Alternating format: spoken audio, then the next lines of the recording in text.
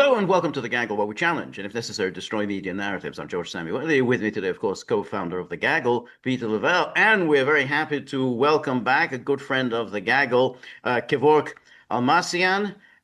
He hardly needs any introduction. He is, of course, the well-known podcaster and political analyst and commentator, and he runs the Syriana Analysis website, so which is, of course, must reading. So there's lots to talk about, but the most obvious issue is the recent visit to the United States by Ahmed al-Sharaa, better known as Julani, and he had a good time with President Trump in the Oval Office. They played around with a fragrance, and Trump made a joke about how many wives does he have, and then said, I really like this guy. He's a tough guy. Now, and don't forget, George, the basketball diplomacy. Exactly.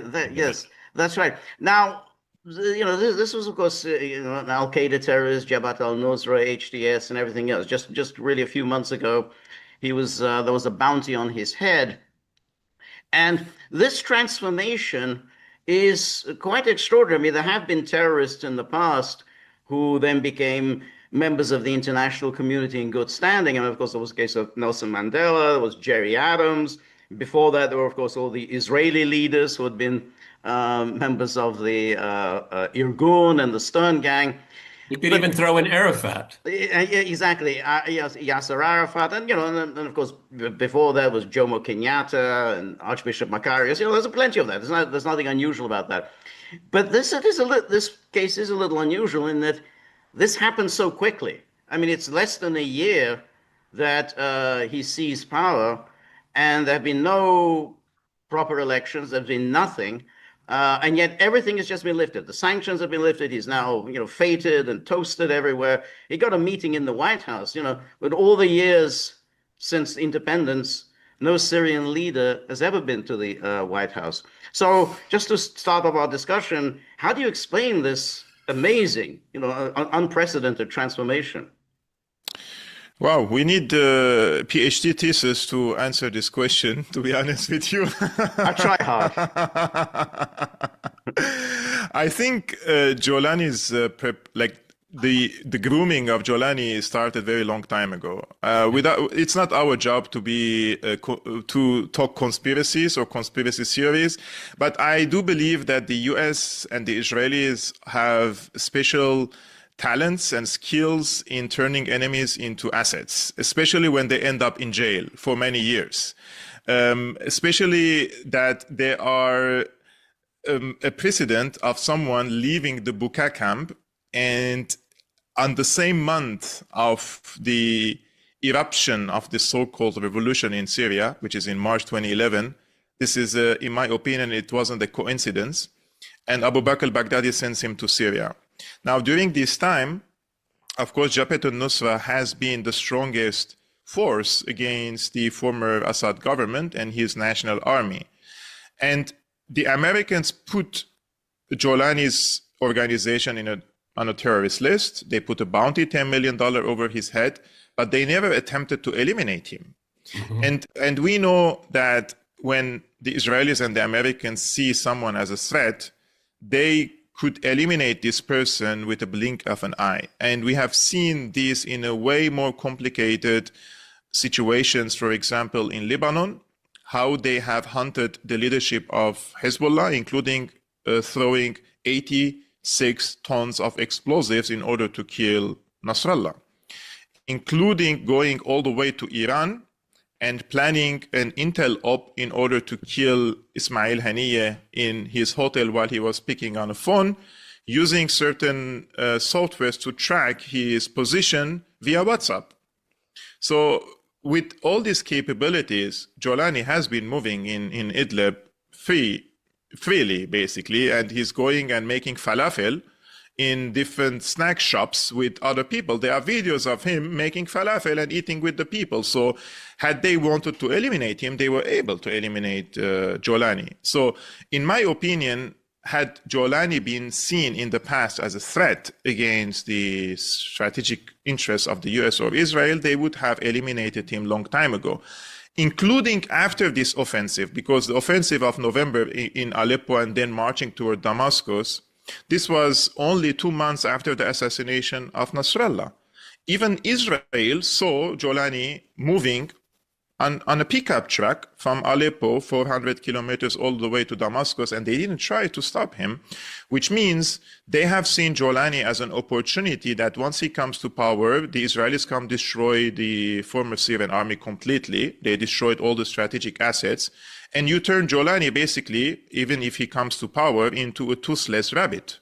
And Julani is a tiger paper. He is only capable of waging a war against his own people, the ethnic and religious minorities, but he cannot in any military sense to pose a threat against Israel. If he moves 5 kilometers to the south of Damascus, they will hunt him like rabbits because they have nothing but these four-wheel pickup trucks. They have nothing, basically. They don't have air defenses. They don't have radars. They don't have any deterrent weapons against Israel. So in my opinion, the key here is Israel. There is no question about that. As long as Israel sees Julani as an asset in Syria, and I don't think that he is a direct asset for Israel, but they see him that Julani is necessary to stay in charge of the areas that Israelis see are overwhelmingly inhabited by the Sunnis.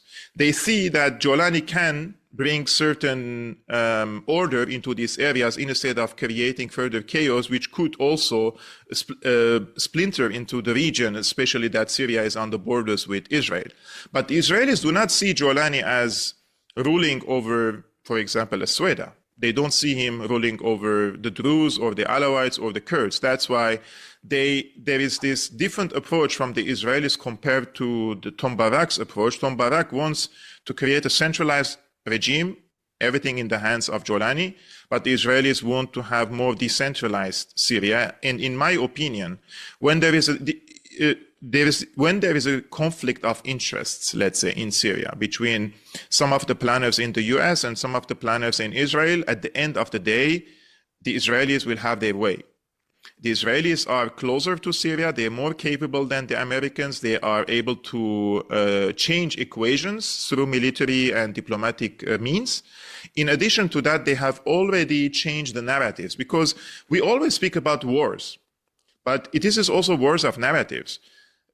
On the 8th of December, 2024, the Syrian people overwhelmingly, including all the minorities in the country, saw Israel from a doubtful eye. They always saw Israel as a destabilizing force. They saw Israel as an enemy. And many of them supported Assad because of his political foreign policy approach vis-a-vis Israel. Now the situation changed completely because they have a new enemy, and this enemy is a domestic one. And this enemy, represented by the Julani's thugs, basically, are coming into their neighborhoods, into their villages and towns and cities, and exterminating the people based on their ethnic and religious backgrounds. There are entire villages and towns in Homs and Hama completely ethnically cleansed. There are neighborhoods in Damascus completely ethnically cleansed from the Alawites and from the Druze. They forced them to leave. They have taken over their properties. So under such circumstances, what does Israel do? Of course, Israel is the master of opportunities. Like when they see an opportunity, they weigh in. And they have presented themselves as the savior of the minorities in the country. So the people in the country also started seeing now, or believing in a different narrative, and that is, no, Julani is a terrorist and Israel is the savior.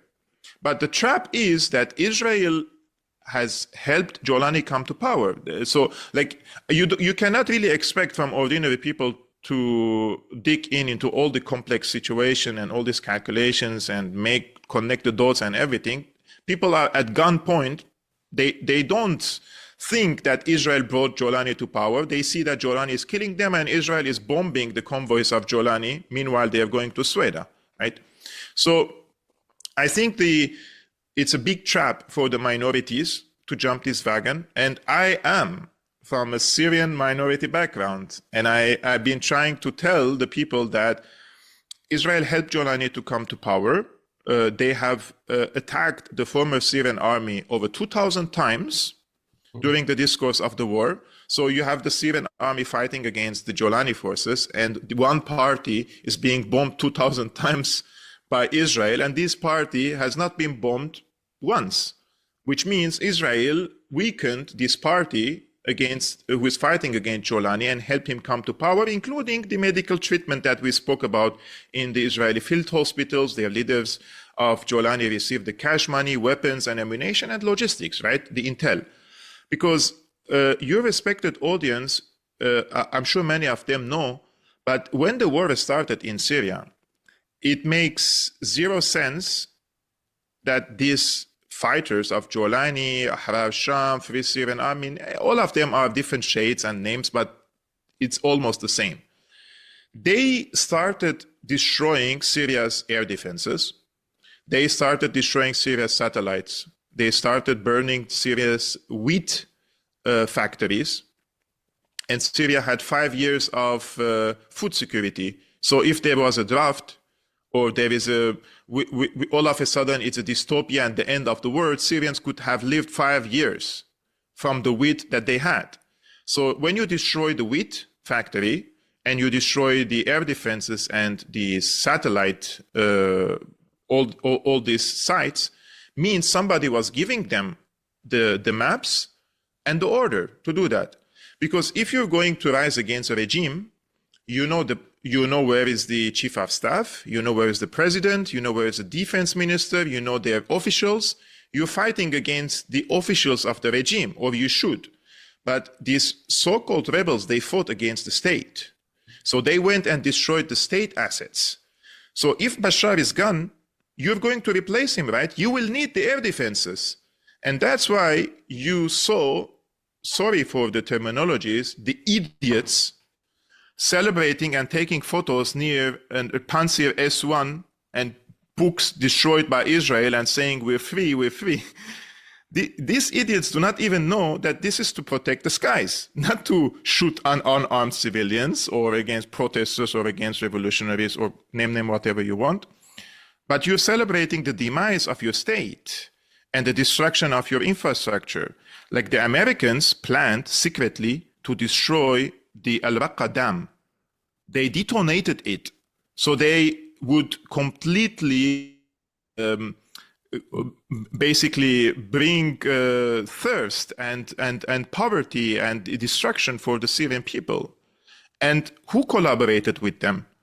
Who was inside Al-Raqqa? Who was bringing the explosives alongside the special forces? Those were the rebels.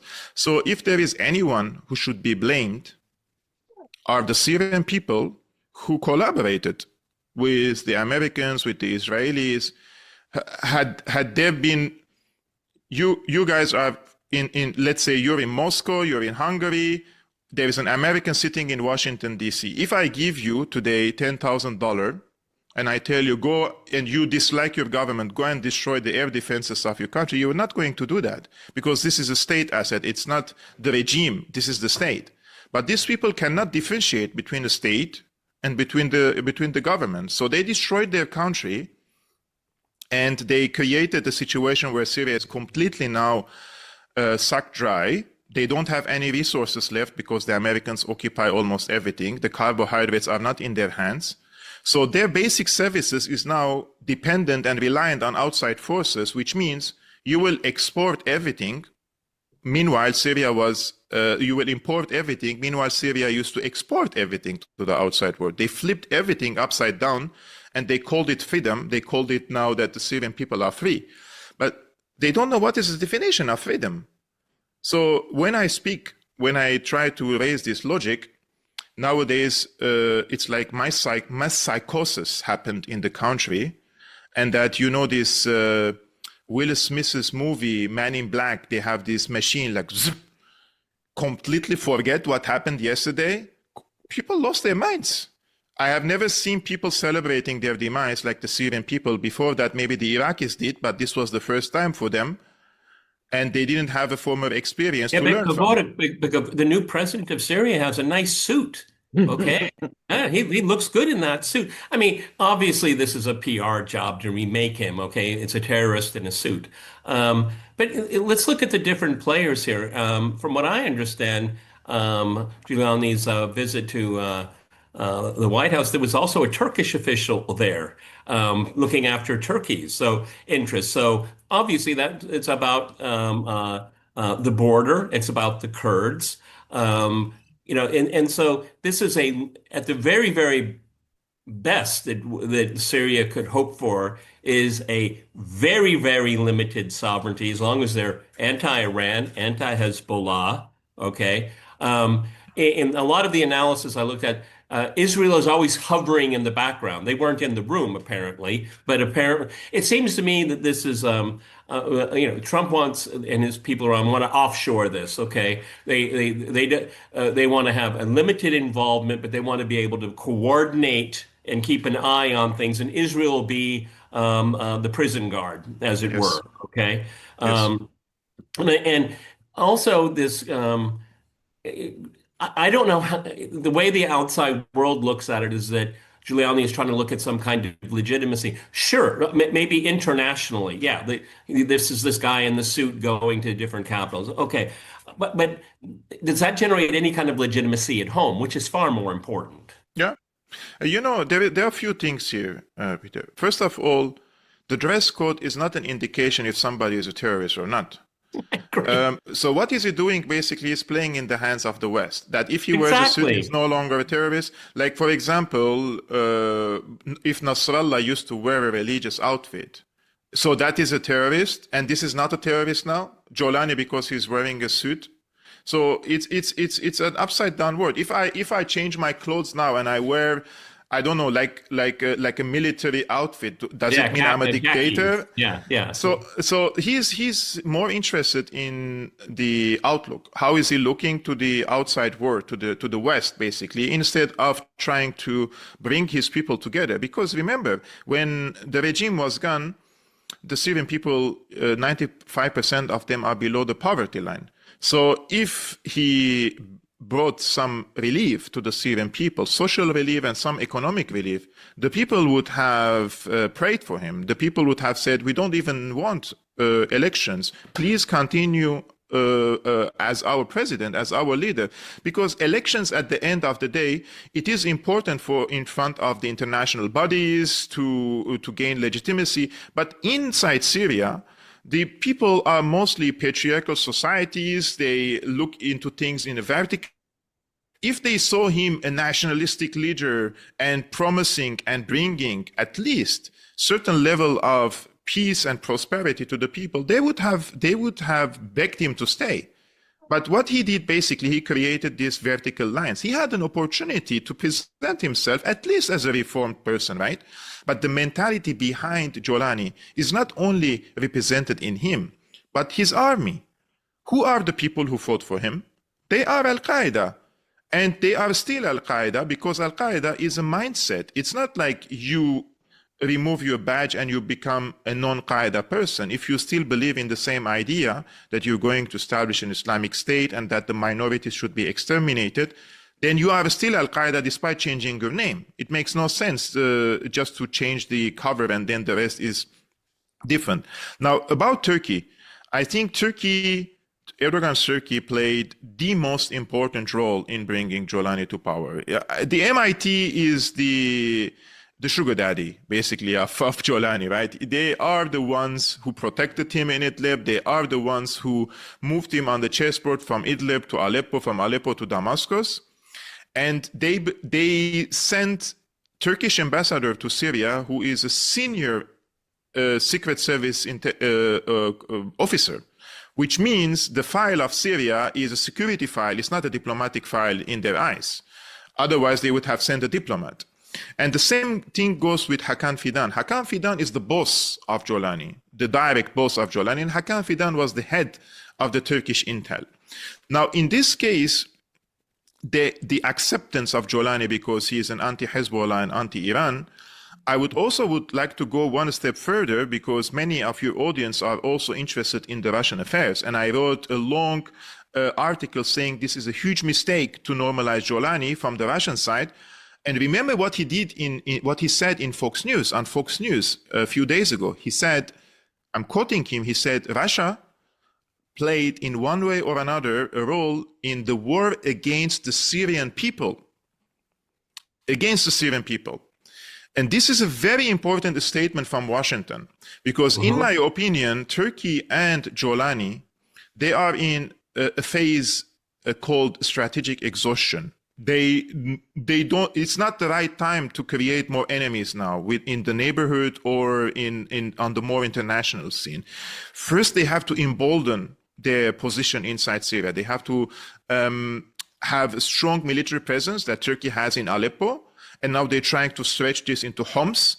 And beyond that, they are incapable of doing because of the Israeli warnings and red lines that Turkey cannot expand beyond the central of Syria. But once Turkey emboldens itself in Syria, and once, in my opinion, this corridor between Turkey and Azerbaijan are open, Turkey will be used by the NATO countries to project NATO hegemonic influence on overland influence through Azerbaijan, Caspian Sea, and Central Asia. And in parallel, we will see, this is just a matter of time, that Turkey will move its on the chessboard and try to minimize the Russian influence in Syria, and even try to kick the Russian Navy out in order to isolate it in the Black Sea. This is just a matter of time. And Russia was the dominant player in Syria. Russia used to put the rules of the engagement in Syria. They used to set the rules. Now they cannot set the rules. They are part of the game and they're not setting the rules. So the ones who are putting the rules now are Turkey, Israel, and the Americans. So it's just a matter of time that we will see another phase of confrontation. And in my opinion, if the Americans promise the Russians anything in Ukraine, this will be completely violated sooner or later. And you will see that the pressure will be so big on the Russian forces, because once Julani is elected, let's say in a year or two, he organizes an election, right? Then he is the legitimate leader of Syria. And if his government votes and says that the Russian forces are illegitimate in Syria, the UN will consider the Russian forces occupation forces there. And you will see meetings after meetings, UN Security Council. And I think George will agree with me. I mean, it's not if, it's when the Russians will completely leave Syria. Right, exactly. Just to follow up on that, just real quick. Sorry, George. This at least tacit outreach to Russia, is that part of this international legitimacy? Like, I like what you said, we don't need any more enemies right now. This is a temporary stopgap measure. Indeed, because the Russian forces are a reality in the country, and the Israelis are asking the Russians to be a buffer zone between Latakia, Tartus, and Homs, between the Turkish influence and the Israeli influence. But this is all temporary game. This is a transitional period that they will need Russia to as a buffer between these conflicting sides. But the mentality driving this government regime in Syria, they see Russia as an occupation force. They see it as a crusader force. This is what they say in their own outlets. And I think that in Russia, they don't watch these local outlets. They don't see what the analysts close to Julani are talking about. But they are under the umbrella of Turkey, and Turkey is feeding them terminologies and feeding them narratives that they would normalize among the Syrian people, that nowadays the occupation is Russia and the Americans are friends. And that's why Julani made sure to say on Fox News that we in Syria became geopolitical partners or geopolitical allies with the United States. This is a big terminology, because you're not just considering yourself a player in the region, you're calling yourself a strategic ally of the United States. And in this package comes an alliance with Israel. You cannot be a strategic ally with the United States and not be a strategic ally with Israel. And I think this outrage from Israel, it's very dishonest about their. We see Julani as a terrorist. All their influencers like Laura Loomer and the rest are wow, crying on social media platforms. But this is only in order to bring more leverage for Israel into Syria, that Israel believes that Julani can control the deserts, can control the areas that are his people supporting him, but not in the areas that the people do not support him, because now it's opportunity for Israel to have leverage over these places. So this is for expansionist reasons in Syria, not out of care for the people in the minorities, let's say. At the beginning, George, you said this is the first visit of any Syrian president to the White House. Yeah, to the White House, yeah. But there is something that many people do not know, and that is Hafez al-Assad was invited several times to the White House during the George Bush the father and Bill Clinton, and he rejected to go to the White House. He rejected to meet with Bill Clinton in the United States. Bill Clinton came to Damascus to meet him, and then he went to Geneva in what they call the neutral ground to continue the negotiations. He didn't want to go to the United States. It's not like how the Julani regime is presenting. They said Syria was isolated from the world for 60 years, and now we liberated the Syrian people, and now we're opening the world for them. That's untrue. The relationship between Syria and the United States, it wasn't an alliance. But it was complicated. It was complicated, but because of Israel, it was complicated. Syria posed no threat to the United States and didn't want to pose a threat to the United States. Syria is not suicidal to become enemies with the United States. Syria they had the Golan Heights and they had the Palestinian right of return. They were very clear on their demands. And the Americans said, we will give you back the Golan Heights. We will give you back the Golan Heights. They disagreed on a few meters in the lake about the lake in the Golan Heights, and that was the disagreement that stopped the negotiations between both sides. Bashar also talked indirectly to the Israelis, and until the negotiations crumbled in 2008. So it's not like Syria didn't want to have good relationship with the West or with the United States. Syria was on the verge of signing the association agreement with the EU, opening the markets to the EU products in 2008. Syria always wanted to diversify its relationship with the world, but on its terms. Now Syria doesn't have sovereignty. Syria is, you say Julani is wearing a suit. Julani is naked. Julani is naked. He's like probably on an AI. They're dressing him some dress, but he's naked. What can he give and take back? What can he offer? Nothing. He can be anti-Russian. But that's what can he offer? Well, what he can offer is an alliance against Iran.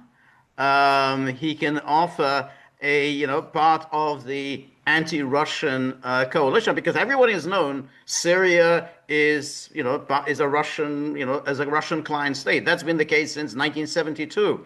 So by essentially saying we now no longer have anything to do with Russia, we are now a strategic partner of the United States, that's already a geopolitical victory for the United States. And of course, it's alliance against Iran. But just going back to what you were saying about Russia, why did Russia invite Julani to Moscow, and particularly this news coming out now, which is that Tartus is under the control of the UAE, so it's already being taken away from Russia. I think the UAE is doing Israel's job. UAE is the most loyal ally of Israel, and Israel needs Russia in the coast to block the advance of the Turkish influence in the coastal cities. They are encouraging the Russians to stay there. But why Putin invited Julani? In my opinion, of course, this was a strategic mistake to give him this platform and this treatment in Moscow. But the Russians are very much into keeping this sometimes tough relationship with Turkey and sometimes more softer. Like it's always like this. You don't know when Erdogan will stab you, so you're just being careful with Erdogan. It's always in flux. It's always in flux. Yeah.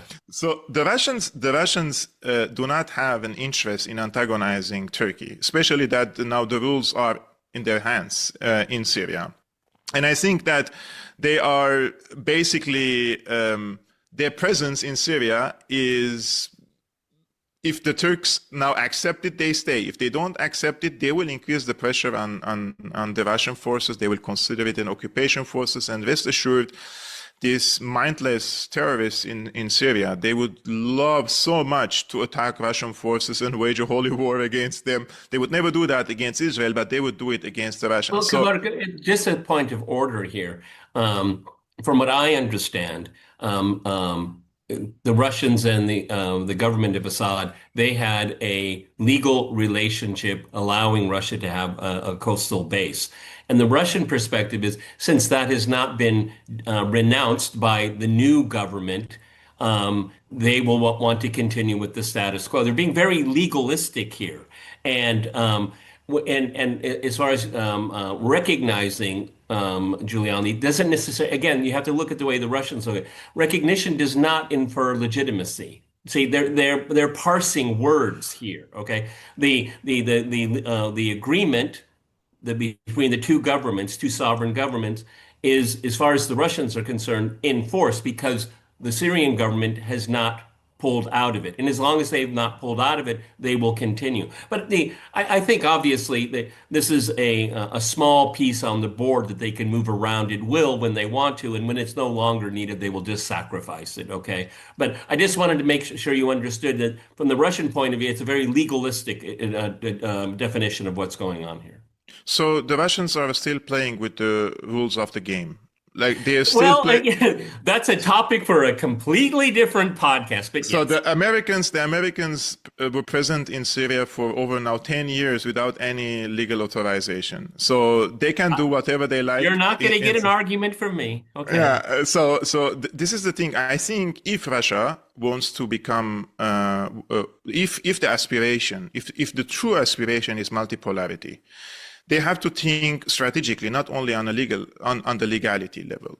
On a strategic sense, they need a presence in the Mediterranean. Without the Mediterranean, they are in the Black Sea. So if we are going to adopt the sea power and the land power theory over this situation, the Americans will have the upper hand over the Russians.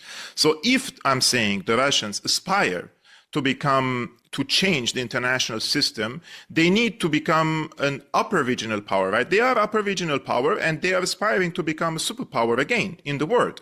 And for that, they will need a strong presence in the Mediterranean. If they will be kicked out of the Mediterranean with all the gas fields now on the shores of Syria, Turkey and Israel are going to take over all these gas fields. And that's why Turkey is building all these warships in the Mediterranean to take over. They're just waiting for the right time to move. So the Russians have two options: either stay there now, unprotected, because they are in a very volatile situation now in Syria, and be confronted by the Turkish aspirations, or leave. So as you said, it's just a matter of time for the Russians to leave. That's why I said they shouldn't have allowed this regime change to happen in Syria if they wanted to advance the multipolar agenda in the world. Syria was too important, in my opinion, to lose on the chessboard. And by losing Syria, the entire region has become an American-dominated region completely. And now some people would say, well, the Russians didn't have much of a choice, or they were challenged by Turkey because Turkey moved Julani from Idlib to Aleppo, and I agree with that.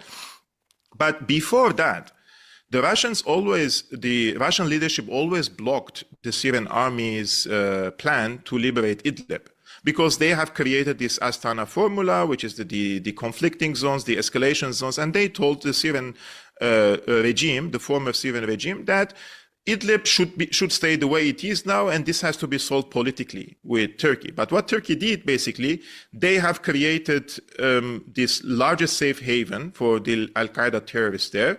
They have emboldened their presence. They have trained and armed them. They paid them high salaries. Meanwhile, the Syrian army soldiers get $50. The Julani terrorists get $800 to $1,000 per month. They have electricity. They have open borders with Turkey. So they had all the services receiving from there, right? So they created a state inside a state. But again, despite my criticism of this, the only ones who should be blamed are the Syrians, and including Bashar, because under Hafez al-Assad, although the Russians were present in Syria, the Syrian army at no point was directed by the Russians. At no point, neither by the Russians nor by the Iranians. The Russians couldn't tell the Syrian army, you cannot go to Idlib or you shouldn't go to Idlib. But under Bashar gave so much to the allies because he needed the protection of the allies. Over 140 nationalities fought against him. So some people would argue and say, yes, he was overwhelmed by all these tens of thousands of jihadists coming into his country. But I was speaking to a very wise Syrian person the other day. He said, we treated the allies, or we trusted the allies the way we trust ourselves. We gave them so much also in our countries. And I agree with that, because we reached to a point where some of the units of the Syrian army, the order was coming from the Russian forces in Syria, and not from the command center of the Syrian army. And this is the purest form of realpolitik that people need to understand, that what keeps the ally protecting you is its interest. And once the interest is changes, or they're challenged, or they have another more important conflict, which is existential in Ukraine, you will find yourself in a very dire situation. But in my opinion... Just on this point, 2018 was the moment when it seemed like they were going to make their move on Idlib. And remember, there was a big meeting at the UN Security Council, and there was the British ambassador talked about the babies in Idlib. And it seemed like they were going to go. And then Trump, I think, even started threatening that he was going to start, he may, get militarily involved against Russia.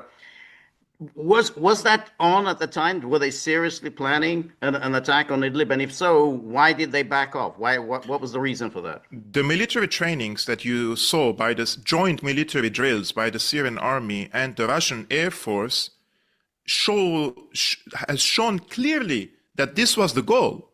Like the type and the nature of the training and the night airdrops and everything they did in the past years indicate that they were planning on liberating Idlib. They have also did similar drills that mimics the Syrian army crossing the Euphrates River and going to the other side, which means there was a military plan. Why are they training on that if that was not the strategy at the end of the day? But again, I'm saying we played with the rules of the game so much that the Turks said we have to de-escalate and we have to bring these terrorists under this political process, and we have to eliminate between the extremists and the non-extremists. They have created all sorts of scenarios like the Minsk 1 and the Minsk 2. They bought time for themselves and prepared well for the knockout. And between 2018 and 2023, the economic warfare on Syria was on the peak, which means in 2018, the Syrian government, despite all the destruction and war, they were capable of providing everything to the Syrian people and with affordable prices. But in 2018, when Trump ended the regime change in its military sense, Operation Timber Sycamore was over in 2017, 2018. He started the economic warfare, the Caesar Act. And once the Caesar Act was implemented, they completely destroyed the Syrian people, completely impoverished them. So if you're a Syrian, you live in Syria, and 95% of you are below the poverty line. You can't even afford the bread. You can't buy meat. I was in Syria in July 2024, so 3 months before the regime change. No one can buy meat. It's impossible. You, if you're living outside and sending your parents money into Syria, you can buy. But if you don't have anyone outside of Syria sending you dollar or euro, it's impossible for you to afford anything in the country. So if you're a Syrian, why would you support Assad? Question mark. If you can't feed your children, why would you fight for him if you fought 7 to 8 years already and you resisted, but then Assad came and said, we are victorious. In the military sense, we are victorious. But you couldn't translate this into economic victory, right? So the people could feel that there is a serious improvement in their livelihood. In the contrary, everything has increased 800 times and the salaries are the same. So why would anyone support Assad under such circumstances? So they completely demoralized the Syrian people. They destroyed their any strength to resist. So when Julani came, the people were like, okay, if it's Julani or Assad, what's the difference between them? We're already poor, we're already dying. Well, Kavour, I mean, talking about the president right now, I mean, obviously, Julani went to Washington because he wants recognition. Okay, he wants to be part of the Western club, and he was obviously being used as a tool by Israel, Turkey, the United States. But what kind of Syria can be built now? Because it's well known that the Israelis put the Gazans on a diet. Okay, is the future of Syria and reconstruction, whatever that word means in the context of Syria, is it going to be an economy that's going to have limited calories? I mean, Israel doesn't want a strong Syria on its border. Okay, I don't think they will take any chances. Okay, but like the Gulf monarchies, what do they want? What in the region? What kind of Syria is acceptable? I think we will see what the WEF promised to the global citizens. You will own nothing and you will be happy. And that is what the Syrian people, that's why the Syrian people will go to the streets and celebrate. Because what's going to happen is the Syrian economy is already now privatized franchise. If your airports will be operated by the foreigners, your electricity will be generated by the foreigners, your ports are managed by the foreigners, your fuel is extracted by the foreigners, your wheat is harvested by the foreigners, which means you own nothing in your own country, right? But the Syrian people will work in these companies. They will gain some money. They will be able to afford their simple lives. But beyond that, all this money will be recycled into the pockets of the corporations. So Syria moved from a national economy where they used to export their fuel and wheat and their cotton all around the world into a place where in your own country, you can't use your own oil and your own wheat and your own cotton. That's the Syrian economy nowadays. So for example, the electricity, just for an example, this week, the people said, oh, finally, we have 20 hours of electricity. Great, right? Good news. Before, we had 2 hours of electricity. That's bad, right? But now with 20 hours of electricity, the bills are 800% more expensive. Because the companies now generating electricity in the country are foreign companies, and they're not going to operate with the Syrian price. They need the regional price. They need to make profits. So that's why what the Syrian people unfortunately do not understand here, the majority of them in the country, that they will receive services with a very high prices, and they will be more impoverished during this time. So brace yourself for another phase of poverty in the country where very tiny people, so you'll have like a 10% that will be loyal to the regime. Exactly. And that's all you need. Yeah. The money will be in their hands. And I think the regional countries, they have already sent their assets. Like the UAE has its own ministers inside the country, and they're bringing contracts from the UAE. The Canadians even have their asset inside the government. The Americans, everybody is represented in the Syrian government. Except the Syrians. Some of the Syrian ministers are the owners of the companies who are investing in, like, it's a banana republic, you know? And when I say these things, and I will explain this in the most simplest terms, like I feel like I'm yelling in the void, you know, when I speak with the Syrians. People are, those who support Julani nowadays, they would accept everything and anything that happens to them, but Julani has to stay in power. Only because this guy is a Sunni, period. So sectarianism, this fanaticism has killed the Syrian people. It destroyed our soul, like Syrians were, nobody is asking, what is your religion? What is your sect? In the contrary, when somebody knows that I'm an Armenian in the past, they will respect my grandfather. They saved an Armenian in their Zor and in Kamishli back then. Everybody knew who is an Armenian. Nowadays, if you tell them you're an Armenian, the first thing they tell you, go back to your country, Armenia. Who are you? Why are you speaking about us? This is an Arabic Sunni country. We no longer accept you. It's a destroyed society.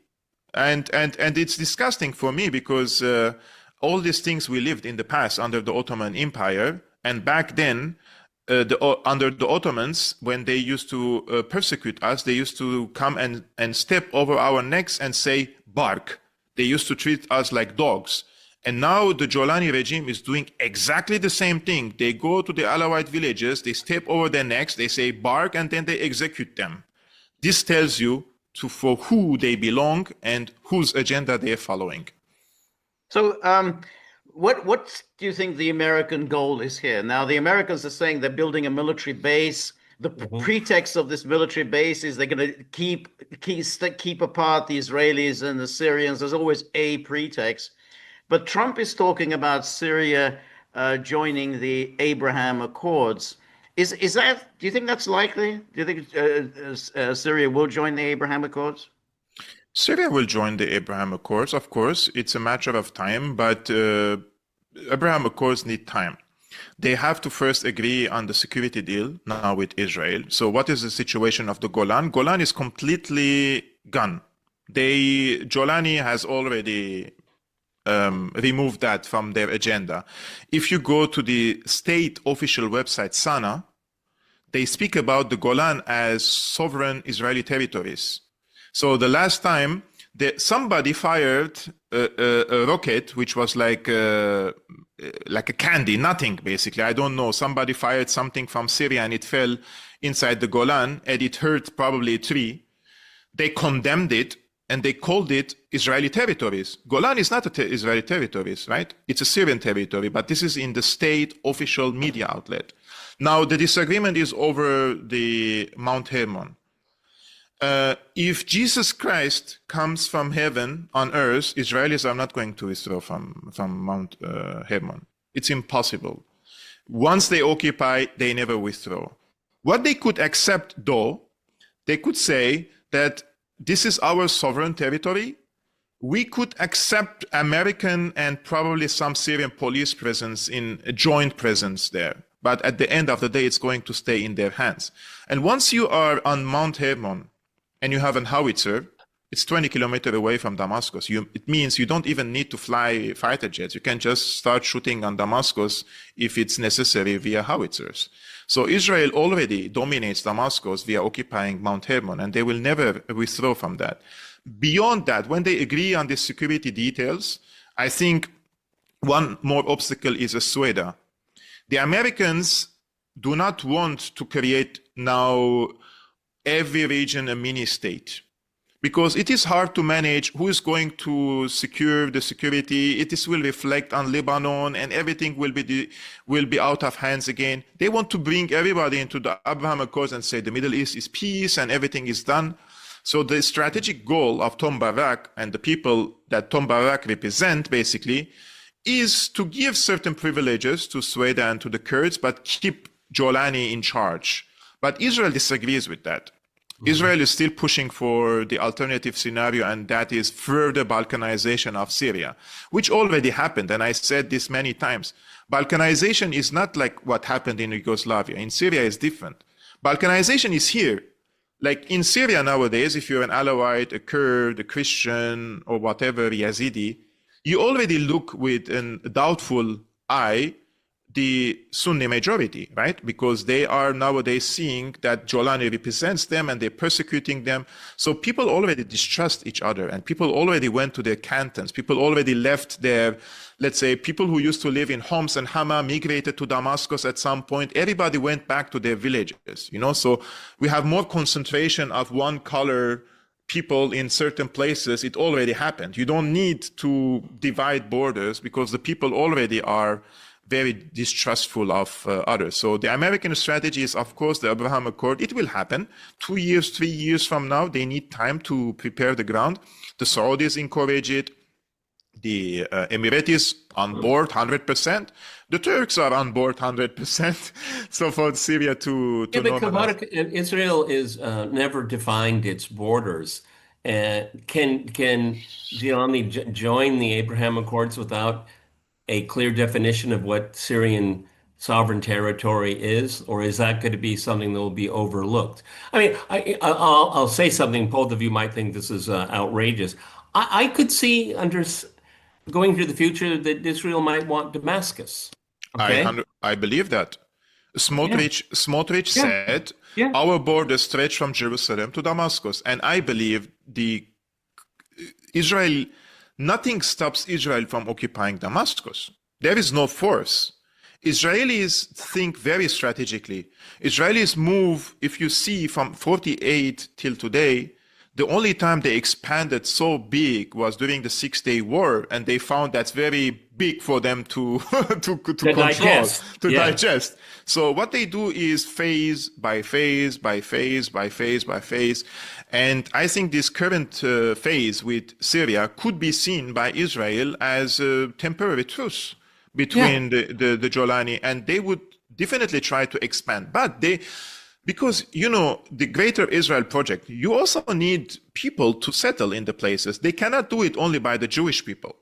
That's why they are creating allies inside Syria. And one of them are the Druze, the second are the Kurds, and now they're trying with the Alawites. And this is an information I mentioned several times. It's not a secret. The Israelis, the PR firms, the government-linked propaganda machineries inside Israel are reaching out to Syrian influencers everywhere, especially those who are from the minority groups. And they're paying them the fraction of the money compared to the 6,000, 7,000 or whatever, 8,000 club in the United States. And the only thing they're asking them, first, attack Islam as much as you can, promote the idea that Israel is the protector, our protector from Israel. And third, we want to separate from the Julani regime. And the script is there. The same way you guys can see scripted tweets by these American influencers, those who write in English, I can also see the Arabic posts, scripted posts, and you see there is a big club of people writing the same thing in Arabic, basically pushing for this idea. And I mentioned this on a few outlets. This is not a secret. I was approached by an Israeli individual who said, I'm a private person. I'm not linked to the government. This is what he claims. And I'm a very rich person. I have companies inside Israel. And I believe that you're not an anti-Semite. This is exactly how he said. And I think that now that the regime is gone, we have a mutual enemy and we need to cooperate. And he said in the plural form, we would love to support your work. And when I asked him, who is we? You're one person. Who is we? He said, no, I'm just talking about myself, and I could support your show. You could become a big on social media platforms. And this person has reached me out several times, and of course I rejected it. I would never sell my soul to anyone. But what I'm trying to say is many Syrian people are in dire need. For example, either financially inside Syria, or people get financial incentive, to do something, especially that they see now Julani is attacking their communities. But I tell them, if anyone is watching, this is a big trap. The Israelis are using you, and they will use you like a lemon. They squeeze you, and then they throw you inside the recycle bin. And like they did with their former assets, guys, in South Lebanon, they had an army called Lahad Army. And they trained them, they fought alongside them in southern Lebanon for how long? And when they withdrew, and when the soldiers of al-Lahad army tried to go to Israel, they shot them on the borders, they killed them. They didn't even want them to come with them to Israel, only took few of their senior officers with them. So that should be a lesson already to learn from the past. Sorry. So the mutual enemy then is Julani. So Israel's playing a kind of a double game. Yeah. You know, Yeah. so yeah. Oh, we work out something with Julani with on Mhm. Abraham Accords, and in the meantime, we're kind of sponsoring the opposition to Julani with all these minorities. Indeed, indeed. And I think they're hyper focused on the minority communities, especially those who live in the UAE, because in the UAE you have Israeli firms already operating there. They have a very harmonious relationship with Israel, and many of these influencers are already living in Dubai and Abu Dhabi, and I know them. Like I'm seeing what they write on social media platforms, including political bodies. Like I was invited to a political body. I don't work in politics. I'm just on my account. If I want to say something, I can say. But I was invited to become part as a politician in a political body. It's called, I forgot the name. It's this West Syria, Central and West Syria Committee, something like this. And I did some investigation. It turned out the person who is sponsoring this is Ayub Kara. Ayub Kara was the former Israeli Minister of Communication, and he's sponsoring this committee. And they came here in Berlin. They invited me to join them. And I said, I would never do that. I would never do that. What are you guys doing? Including people in this committee who were former Syrian army officers. You fought for 14 years for your country to avoid these consequences, and now you're putting hands in hands with the Israelis. It's shameful, in my opinion, but many people out of desperation are doing things that I think sooner or later will bite them back. Yeah, you just see this. It's so interesting, and we can always talk about money and influence, safety, blackmail. But what it's all about getting people to sell their souls. That's what they want. And That's, there are lots of buyers nowadays. yeah, yeah, it's amazing. All right, well, Kavour, this is a really fascinating Oh my God. discussion, and I know I can speak for myself. I'm sure I can speak for Peter. I learned a great deal from this, and it's really, Me too. really fascinating, and kind of depressing. But In Western, I learned more about his wardrobe than his politics when he was in Washington. So, thank you very much, Kavour, for taking time to speak with us, and look forward to speaking to you again very soon. And remember, if you like the Gaggle, please like, share, and subscribe. See you soon. Bye-bye.